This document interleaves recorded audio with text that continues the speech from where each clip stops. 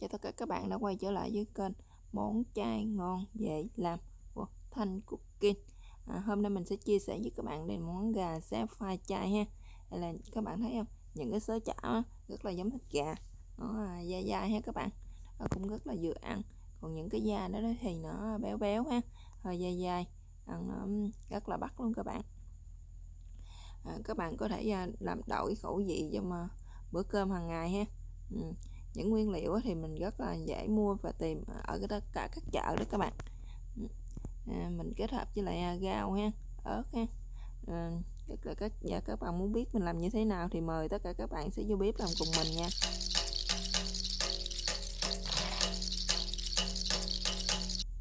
Đây là những nguyên liệu để chúng ta chuẩn bị làm cái món gà xếp pha chay nè các bạn.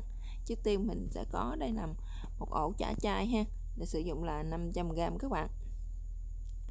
Tiếp theo thì mình sẽ có đây là tàu hũ ki khô ha, nhưng mà mình đã chiên sẵn rồi nè các bạn. Thì các bạn chiên xong ha, thì các bạn để ở ngoài gió luôn cho nó nguội thì nó sẽ mềm ha. Tiếp theo thì mình gia vị thì chúng ta sẽ có đây là đường nè, một ít rau găm nè, một trái chanh nè, 2 trái ớt. Kế tiếp đó nữa mình sẽ có là nước mắm chay nha. Mời các bạn bắt đầu làm cùng mình nha. Trước tiên thì chúng ta sẽ đem đi cái chả này, chúng ta đem đi chiên các bạn. Để bắt lên một cái chảo ha. Để cho chảo nóng thì chúng ta sẽ cho dầu vô các bạn. Cho dầu vô để cho dầu nó nóng ha. Thì chúng ta sẽ cho cái ổ chả đó vô mình chiên. Các bạn để cái ổ chả vô ha. Thì các bạn để lửa nhỏ thôi, đừng có quá lớn, vừa vừa thôi các bạn, cũng đừng quá lớn và đừng quá nhỏ, để chúng ta chiên cho nó vàng ha, chiên nó vàng hai mặt ở ngoài các bạn, để cho nó chín luôn cái phần ở trong ha. Bây giờ thì nó đã vàng một bậc rồi nè. Bây giờ chúng ta sẽ chở nha. Nó hơi lớn cho mình có hơi khó chở đó các bạn. Các bạn chiên cái mặt kia cho nó vàng luôn nha. Rồi bây giờ thì nó đã vàng hai mặt rồi nè các bạn. Đó, bây giờ mình sẽ gấp nó ra nha. Nó hơi lớn cho nên mình gấp nó hơi khó các bạn.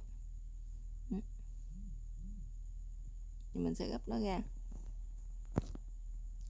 Bạn tắt bếp và gấp nó ra nha. Bây giờ mình đã gấp nó ra rồi nè các bạn. Mình đợi nó cái phần chả của mình nó nguội nha các bạn. Bây giờ mình sẽ làm cái nước đặng mình trộn gỏi ha.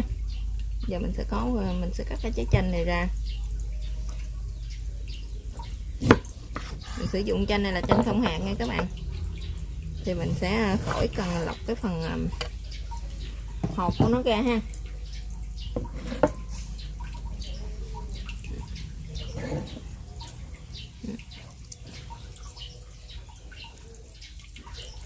Các bạn dắt cái nước cốt chanh này ra ha. Mình sử dụng 2/3 của trái chanh thôi các bạn. Nhiều quá thì nó chua quá mình ăn sẽ không nổi ha. Và các bạn dắt chanh ra mà các bạn thấy những cái tép của nó như thế này nè, các bạn thấy không? Những cái tép này thì chúng ta sẽ vớt nó ra nha. Chúng ta không vớt nó ra thì một lát nữa chúng ta ăn sẽ nó hơi bị đắng á các bạn, nó hơi bị nhẫn nhẫn á. Các bạn vớt sạch nó ra đi.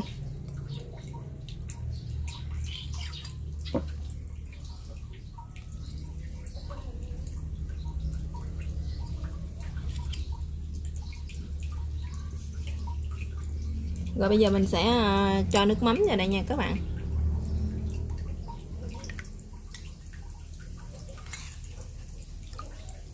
Mình sẽ cho 3 muỗng nước mắm nha.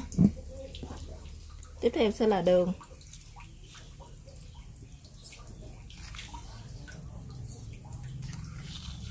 Mình cũng sẽ cho 3 muỗng đường vô đây luôn.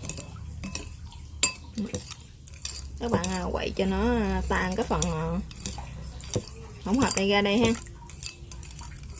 Rồi giờ kế tiếp thì mình sẽ xắt cái ngọt rau găm ra nha các bạn.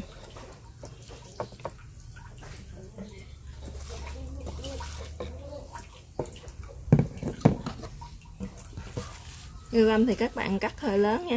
Nếu các bạn cắt nhỏ quá thì nó sẽ mất đi cái mùi thơm của rau găm. Cái tinh dầu của rau găm nó sẽ không còn thơm nào nhiều nữa nha các bạn. Mình sẽ cắt ít gì thôi.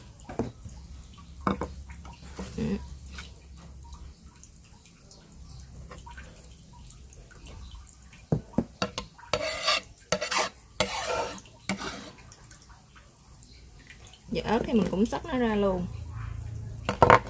Mình sẽ sử dụng một trái thôi nha các bạn, còn trái nữa một lát nữa thì mình sẽ trang trí nữa ha. Mình sẽ xéo bự như thế này nè.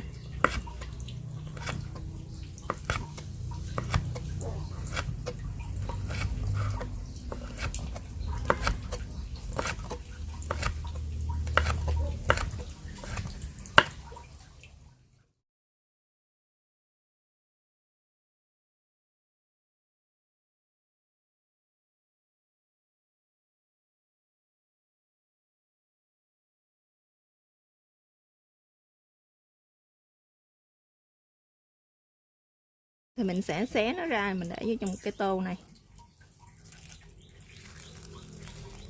Các bạn thấy không? Mình xé nó ra như thế này nè. Rất là giống thịt gà luôn các bạn.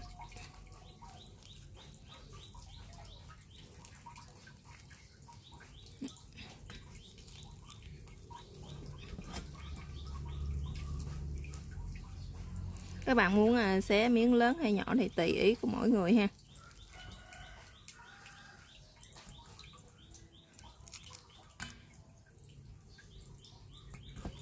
Các bạn xé như vậy cho đến hết cái phần chả của mình ra nha các bạn.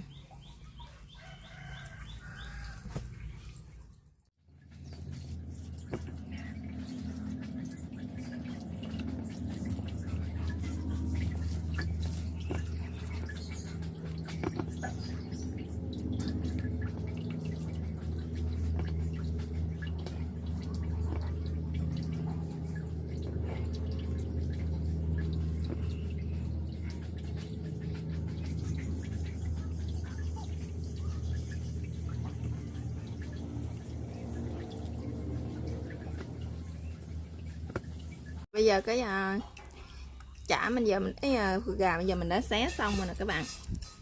Thấy không? Rồi bây giờ tiếp theo thì chúng ta sẽ xé cái phần tàu hũ kia này ra nha. Nhìn những cái miếng lớn này các bạn, mình sẽ xé cho nó nhỏ nhỏ ra ha. Để cho nó nhỏ ra các bạn. Các bạn chiên cái phần tàu hũ ki khô, tàu hũ ki này thì các bạn có thể dùng tàu hũ ki khô nha, để chúng ta chiên cho nó vàng lên đó các bạn. Rồi các bạn sẽ để cho nó ngoài gió cho nó mềm nha. Các bạn để cho nó giòn quá thì một lát nữa mình sẽ trộn củi đó. Nó rất là khó, nó sẽ bể hết. Các bạn bẻ nó ra.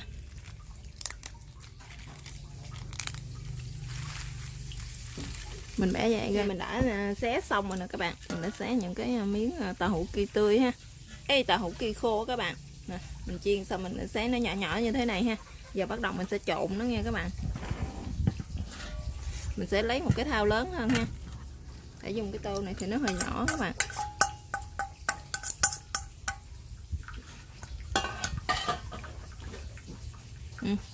Cái phần da mình sẽ cho nó vô đây.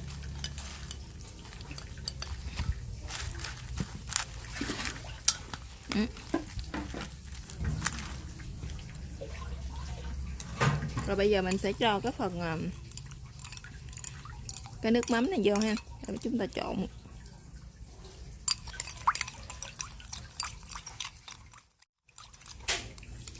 Để cho hết vô nha các bạn. Các bạn nêm nó lại coi nó vừa ăn hay chưa nha. Cái phần nước mắm của mình hồi nãy á, nếu mà nó vừa ăn rồi á thì thôi. Còn các bạn mà chưa vừa, nó không có mặn hoặc là nó lạt thì các bạn có thể thêm vô nước mắm ha. Đó. Của mình vậy thì nó đã vừa đó các bạn.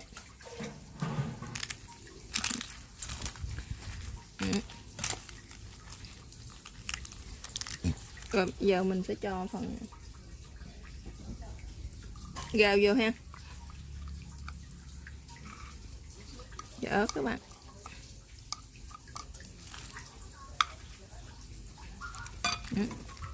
Giờ các bạn thấy cái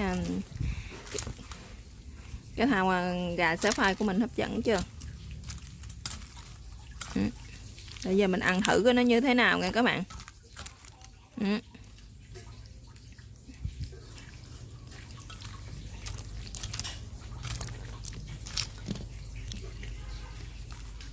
Cái khẩu vị gia đình mình như thế này thì nó đã vừa. Khẩu vị gia đình các bạn như thế nào thì các bạn có thể gia giảm gia vị theo tùy ý của mỗi gia đình ha.